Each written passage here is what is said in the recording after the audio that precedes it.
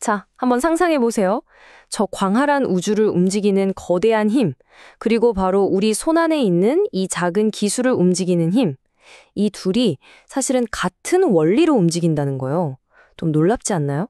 오늘 들려드릴 1970년 노벨 물리학상 이야기는요, 바로 이 자성이라는 하나의 힘을 가지고 정말 완전히 다른 두 세계, 그러니까 우주와 원자, 이 두 세계를 파헤친 두 과학자에 대한 이야기입니다. 한쪽에는 밤하늘 전체를 도화지 삼아서 막 춤을 추는 거대한 오로라가 있고요. 다른 한쪽에는 우리 주머니 속에 쏙 들어가는 아주 작은 나침반이 있습니다. 이 둘을 움직이는 힘이 바로 자성이라는 건데요. 정말 이 규모의 차이가 어마어마하죠. 아니, 그렇다면 대체 어떻게 하나의 노벨상이 이 거대한 우주 현상이랑 이렇게나 작은 물질의 비밀을 하나로 꿰뚫을 수 있었을까요? 오늘 이 미스터리, 저랑 같이 한번 풀어보시죠. 자, 그럼 이야기의 첫 번째 퍼즐 조각부터 맞춰볼까요? 바로 거대한 우주의 미스터리입니다. 이 열쇠를 쥔 과학자는 한네스 알프벤입니다. 알프벤이 주목한 건 바로 플라스마였어요.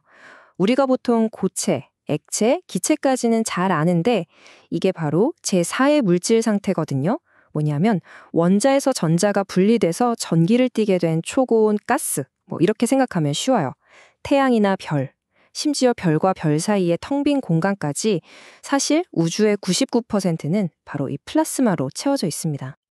알프벤의 아이디어를 가장 멋지게 보여주는 예가 바로 오로라입니다. 자, 한번 따라가 볼까요? 먼저 1단계, 태양이 뜨거운 플라즈마 입자들을 우주로 막 뿜어냅니다. 그럼 2단계, 지구의 자기장이 거대한 그물처럼 이 입자들을 탁 붙잡아요. 그리고 3단계, 이 자기력선이라는 보이지 않는 우주 고속도로를 태워서 입자들을 극지방으로 데려오죠. 마지막 4단계에서 이 입자들이 대기랑 꽝 하고 부딪히면서 환상적인 빛의 커튼, 바로 오로라를 만들어내는 겁니다. 핵심은 이거예요. 자기장이 우주에 떠다니는 플라즈마의 거대한 교통경찰 역할을 한다는 거죠. 이게 당시에는 얼마나 혁명적인 생각이었냐면요. 그전까지 과학자들은 우주 공간을 그냥 텅 비어있고 아무 힘도 작용하지 않는 곳으로 생각했거든요. 그런데 알프벤이 아니다. 우주는 전기를 띤 플라스마로 가득하고 이 플라스마는 자기장을 만들어서 서로 영향을 준다. 이렇게 선언한 거예요. 이건 천체물리학 교과서를 아예 새로 쓰게 만든 엄청난 발상의 전환이었습니다. 그의 연구는 자기유체 역학이라는 새로운 학문을 낳았습니다. 말 그대로 자성을 띤 유체의 움직임을 연구하는 건데요. 이 도구 덕분에 우리는 별과 행성이 어떻게 만들어지는지부터 인공태양이라고 불리는 핵융합 발전소에서 그 뜨거운 플라스마를 어떻게 가두는지까지 이해할 수 있게 된 겁니다. 그러니까 우주 탄생의 비밀과 미래 에너지의 열쇠를 동시에 쥔 셈이죠.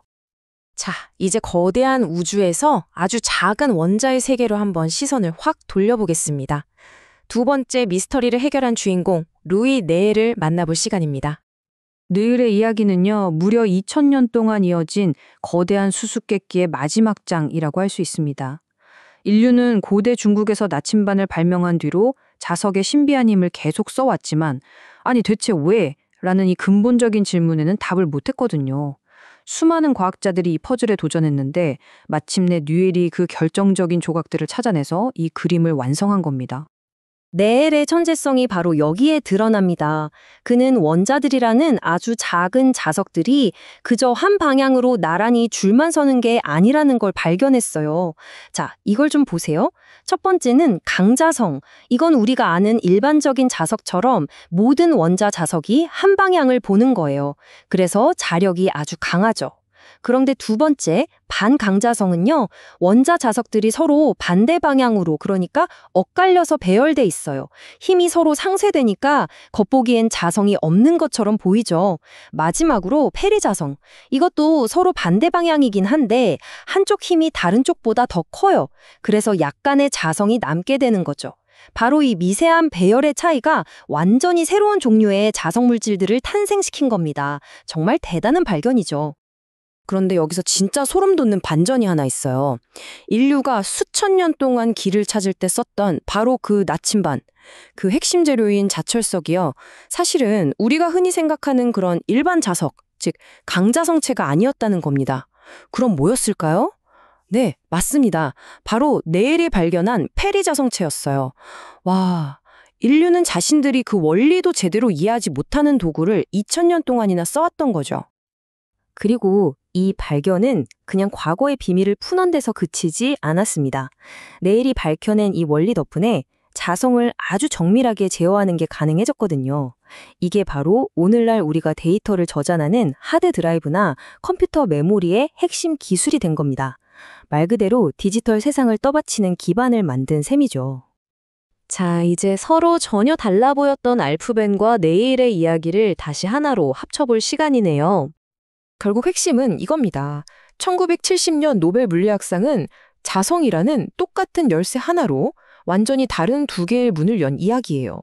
알프벤은 그 열쇠로 우주라는 거대한 문을 열어서 그 구조를 이해하게 해줬고, 네엘은 물질이라는 아주 미세한 문을 열어서 현대 기술의 시대를 가능하게 한 거죠. 알프벤은 너무 커서 보이지 않던 세계를, 네엘은 너무 작아서 보이지 않던 세계를 우리 눈앞에 펼쳐주었습니다. 이 두 사람의 유산이 우리에게 던지는 질문은 아마 이것일 겁니다. 지금 이 순간, 우리의 눈에 보이지 않는 또 다른 규모에서 이 세계를 움직이고 있는 근본적인 힘은 과연 무엇일까요? 어쩌면 다음 노벨상은 바로 그 답을 찾아낼 과학자의 차지가 될지도 모르겠습니다.